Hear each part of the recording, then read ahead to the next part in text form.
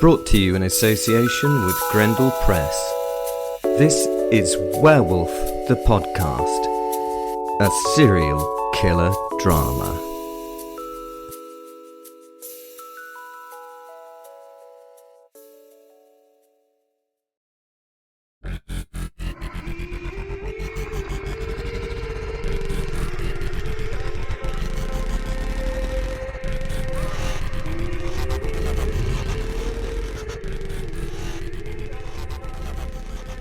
Hello, this is Will Your Werewolf, and this is Werewolf the Podcast.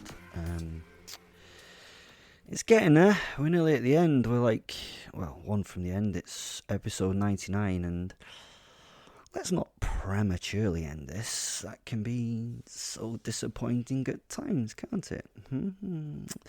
We've all been there, haven't we? It's going so well, and oh no, it's all over.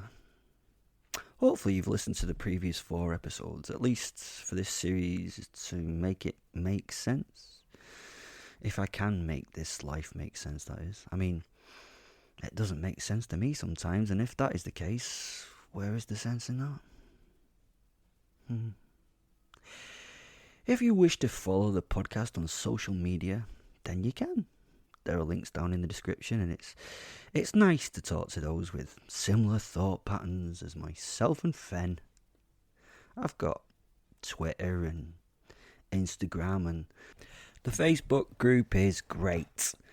And you can also support the show if you want by giving me money. That would be lovely. Other than that, let us take a step forward in this journey. Episode 99 of the podcast. Woohoo! Sally, Azza, Fen, and I had arrived in Aberystwyth town. Things had happened on the journey there, murders and shit. The stuff we all like to, keep rolling.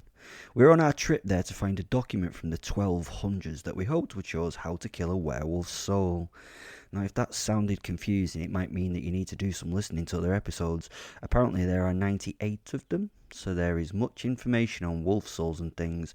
If you want to continue with this episode right now, that's up to you. Either way, I appreciate you wasting your time listening to the nonsense I spout. We're at the Welsh National Library. It's a squat, bulky building and an imposing landmark over the town on Penglais Hill. The library is a very handsome piece of architecture with a great and complex history of its own. It was designed by Sidney Greenslade in 1908 and finally completed as a package with all the books in and everything on St. David's Day in 1916. This place has internal cathedral proportions and is a place of worship. I was in heaven. Sally was not. With incredulity, I watched her walk towards the entrance towards the building with not a look around. She didn't care. She just had her eyes stuck to her fucking mobile phone, watching Instagram or Toki Tyke or whatever it is you kids are into these days. How could she not see all this? Just this. Although standing behind her, she did have a certain confident swagger in her white jodhpurs, black boots and white woolen sweater. Too much confidence for my liking, to be honest, but I followed her as she stormed forward towards the entrance, followed by her giant white wolf soul, Azza. They were on a mission, which I now remembered I was on as well. But I just had to do it. I couldn't not enjoy all this. I had to stop, however briefly, to look at the building, to drink in its aesthetic stonework and design. This was a beautiful construction, was one of the last of its type to be built in the changing world of its time. Then, turning 180, I could look over the town and see. The library sits where it oversees Aberystwyth, the coast, and it's gorgeous. Fen and I were... What are you doing? Was shouting at me. I turned to see Sally now, looking at me, tapping her foot, and staring, while of course, chewing. She never stopped chewing. I turned back to the view and spread my arms wide, turning a circle on the spot. Just look at this. It is incredibly beautiful, I told her. Now she was looking around, left and right, up and down, all over. What? She asked, confused. What is? Fen and I were shocked. What do you mean, what? Fen asked her. I didn't get it. What's so bonny?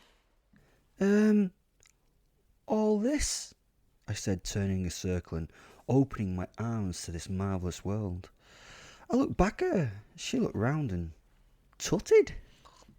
For fuck's sake, how old are you, Grandpa? It's just the bloody outside. Honestly, she scolded me like a child, as though that was enough to dismiss all of this. And with no more words, she continued her journey to the front entrance of the building. Fen and I were still rooted to the spot and were stunned. What did she not see? It's not too bloody late to kill her, Will, Fen sent into my mind. I heard that. Came a telepathic reply from Sally. Come on, for fuck's sake, Will. Both Fen and I grumbled as we followed. As we went into the reception area, we went to the information, where we met a lovely young man who was bored at the desk, but remembered his customer relations training and pretended to be interested in the two people before him. Well, that's not wholly true. As Sally walked towards the desk, his interest was real, but I could tell that his mind and his attention on her was not related to finding her any old, sort of dusty manuscripts or anything. Hello, She stared at his name badge, a bit perplexed. She turned to me at this point, and I could have helped her out.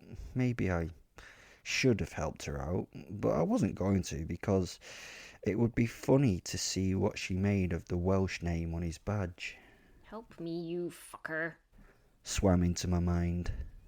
What the fuck does S-E-A-N spell in bloody Welsh? I was thinking about helping, and then I thought, nah. She turned back to the desk. Hi, Scene. She said, looking at the man in a questioning manner. I laughed and stepped in to help in as much of a condescending manner as I possibly could. I'm sorry about that, Sean. I leaned into him. Sally, this is Sean, I said, introducing him to Sally in a very pitying manner. I talked slowly and deliberately at her, as though explaining something to someone hard of thinking. Sean did not seem to mind. Oh, that's fine, miss. It's not spelt the way you spell it in England. How can I be of service today? He said with a hopeful glint in his eyes. Sean, are you bloody well telling me that I sound English to you? Fuck's sake, man, I'm obviously Scottish. He's the English one.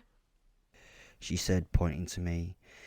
They both then looked at me as though I'd shat myself in front of them. Fine, whatever. We're here from the Aberdeen University Divinity Department Her smile became angelic. to do some research on a medieval document that you have here. I am a PhD student doing my doctorate in medieval supernatural literature. And this is my tutor, Dr. Richard Head. Yeah.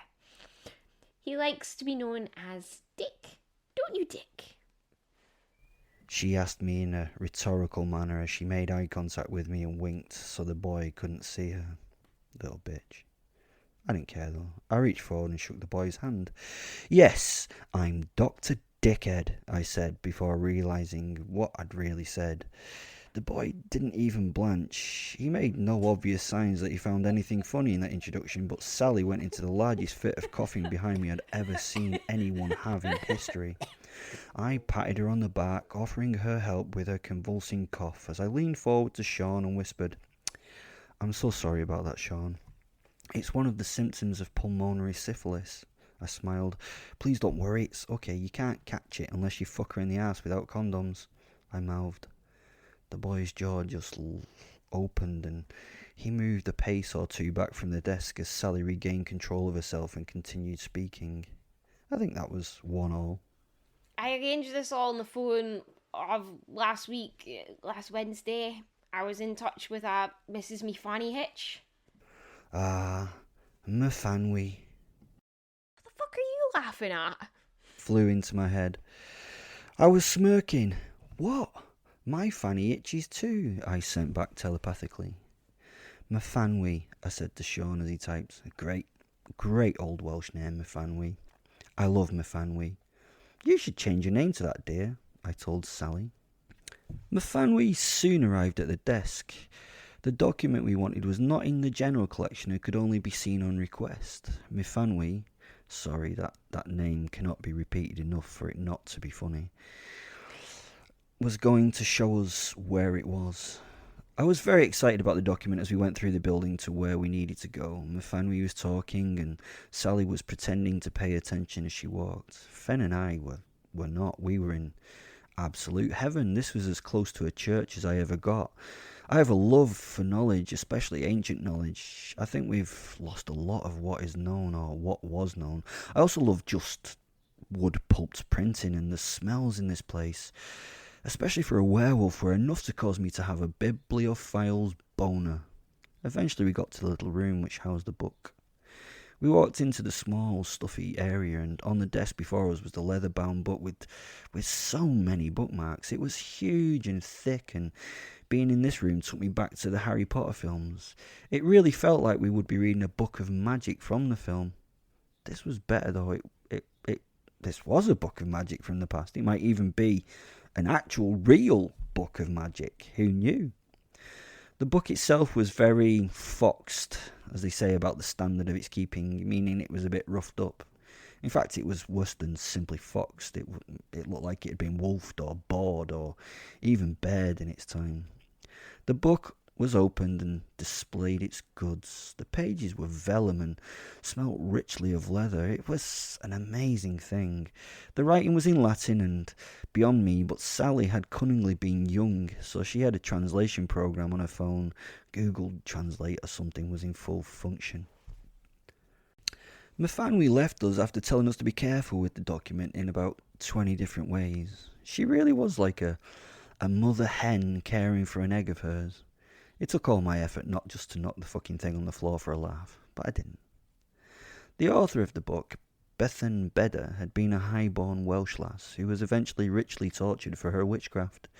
She was one of those women who helped heal the local community, look after its poor and its frail. You know how it is, and then the church stepped in because she was stopping God's work. She'd been tested for witchcraft by a great witch master general, whatever one of those is. Sounds like a cool title though, doesn't it? Bethan was said to be able to control animals through demonic methods. Well, that's what was decided by the Witchmaster General. She went through a trial to see if she was a witch. That had been to give her to the local lord's hungry hunting hounds. If she was a witch, if she could control the dogs and stop them from eating her. If the dogs ripped her to pieces and killed her, then she was innocent. So a no-win situation for poor Bethan. Sadly, she had her throat torn out within the first few seconds of meeting the dogs, so I suppose under the eye of the gods, or God, she was innocent. She was dead, but she was innocent. God is great, huh? Or should we say, some of the humans that follow him are cunts? If he exists and I get to meet him, her, them, whatever, I have a huge list of questions for them. We were looking for one spell in particular. This spell had been made to fight against a cannibalistic group of humans from Carmarthenshire, from the village of Blath, the Wolf Village. The description of the cannibals was basically that they were werewolves, such as the tribe in Russia were. The local ecclesiarchs had said that these people could turn into the beast at will and would attack people and as wolfmen and wolves, so this spell had been used to kill them off. To kill off this tribe, so it may be of use in killing off some unwanted werewolf souls. If you've listened to the last episode, you should know all about this. I hope you have. The spell was called Lupus Anima Pulveri, Wolf Soul Dust. How the tribe had found it in Russia, well, to be honest, how they found it didn't bother me in the slightest, but It may be able to kill off the wolf soul, so we had to give it a try. Oh, and there was also the benefit of me getting a Ferrari F40 in it if we were successful. I turned the pages because I wanted to. Sally wasn't really asked and sat bored on her phone as usual, lounging in a chair while I looked. Her nose was stuck to her fucking phone again, and she was giggling now, again at dogs dressed up as other things. Small dogs dressed as celebrities seemed to be hilarious today. It is amazing what different people find funny or interesting.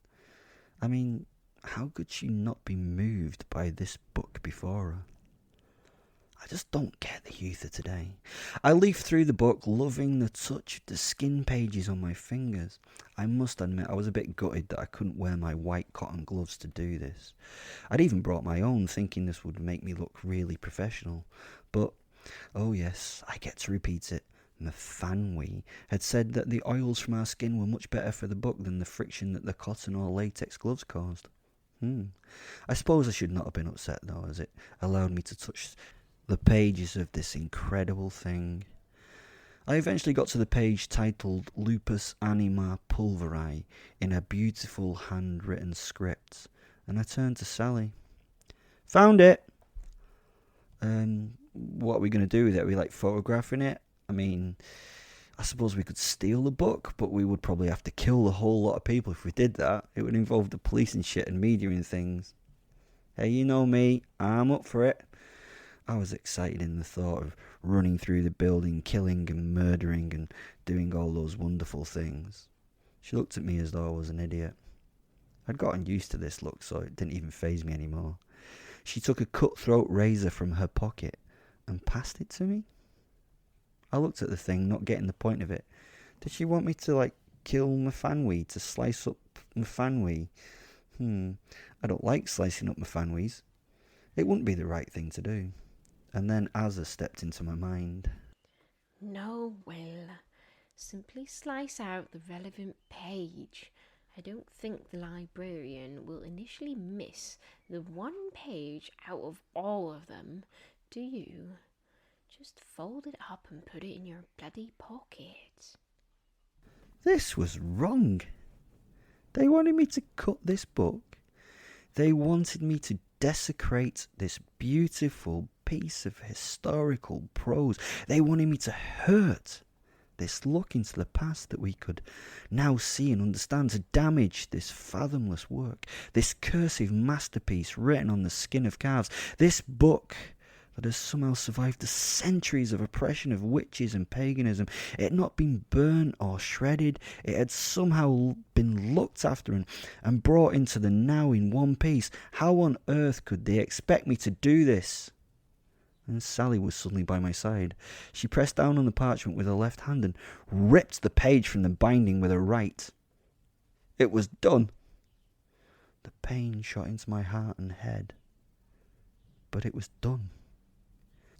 She held my eyes with hers, and with an incredulous look, she folded the sheet carefully and tucked it up in her jumper to be concealed in her bra.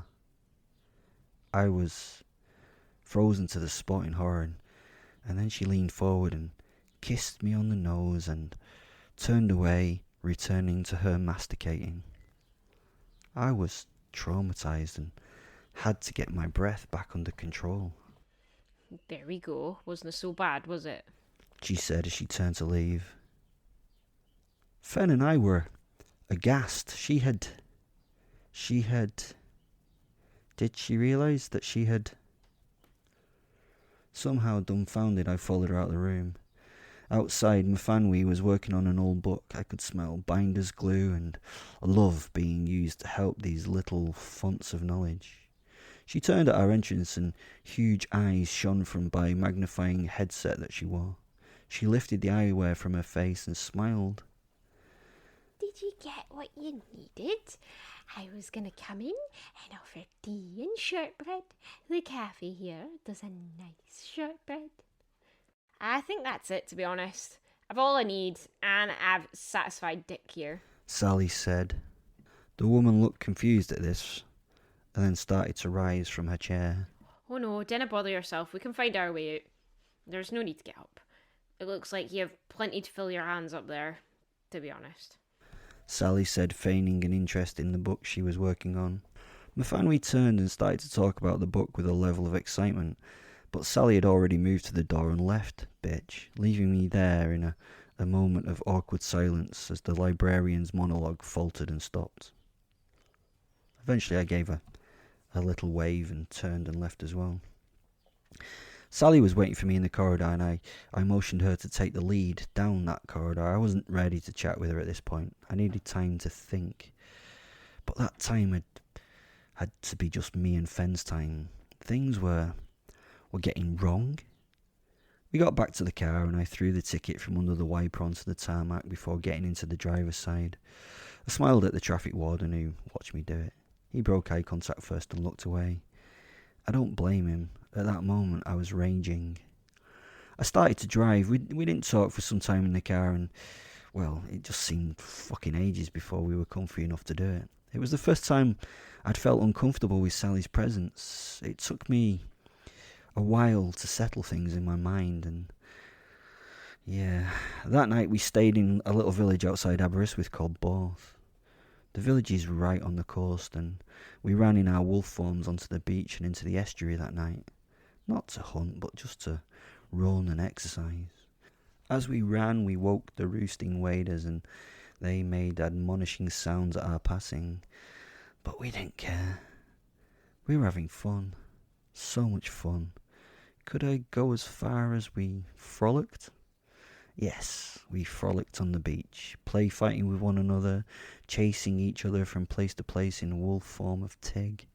We rolled around and mouthed, and in a climax I mounted her in a combined moment of exciting, and after only moments we were knotted, both satisfied beneath the full moon. When back in the shared room, this was at her behest, we climbed into the bed together. She snuggled up to my left-hand side, and I felt her warm body against mine. I really wanted it. Not in the rippy-teary manner either, in the, wanting it way that happens. No words were said. She turned and kissed me, and the following 2 hours were loving, sordid, caring, and I have to say at times debauched. I'm really not going to go into detail. Use your imagination. No, it was better than that. It happened. We were one. The following day we drove the whole way back home to Manchester. A snoozy, comfortable silence filled the car now. We were relaxed with each other again. I drove, and Sally worked on the page to determine if it was helpful. At about halfway home, she hummed. I've been looking at this for over an hour now, Will. And it can't be this easy. According to this, you just have to crush the canine teeth of the werewolf you want to destroy.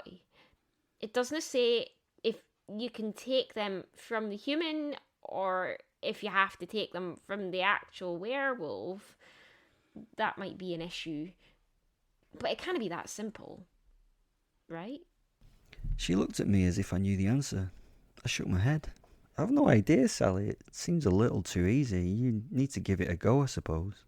She nodded and looked at the page once more, then her phone, then the page. There's not even any magic words or anything?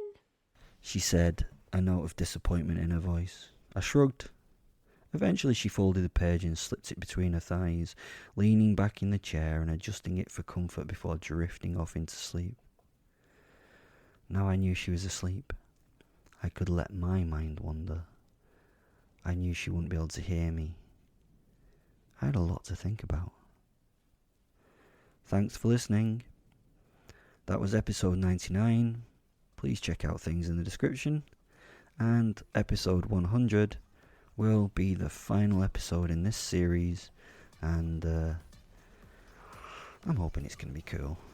Or good. Or not shit. Or something. Anyway, love you all. Please share this with friends if you have any. And God bless. Bye.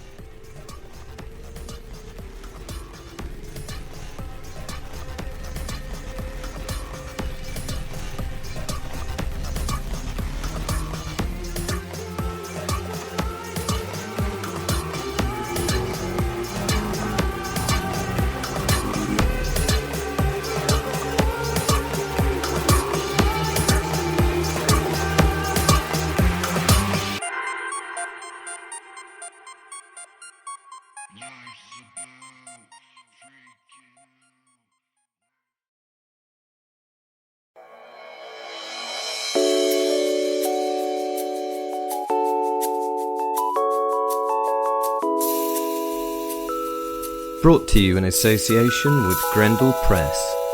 This is Werewolf the Podcast, a serial killer drama.